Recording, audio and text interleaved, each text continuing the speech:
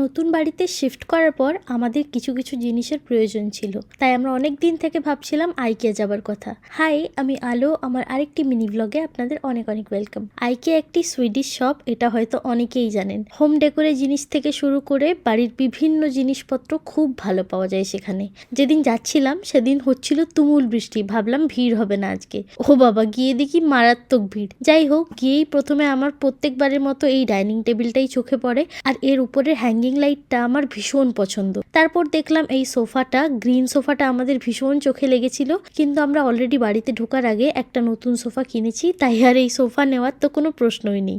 নিতে গিয়েছিলাম একটা হ্যাঙ্গিং লাইট, আমাদের যেরকম দরকার, আজকে সেরকম কিছুই দেখলাম না এখানে। আর এই কিচেনটা আমার এত পছন্দ, প্রত্যেকবার এসে দেখি আর ভাবি যদি এরকম একটা কোজি কিচেন আমারও থাকতো, কি দুর্দান্ত তাই না? আর এই রুমটাও কি সুন্দর দেখুন, এরকম বেজ কালার আমার খুব পছন্দ, কি সুন্দর লাগছিল দেখতে।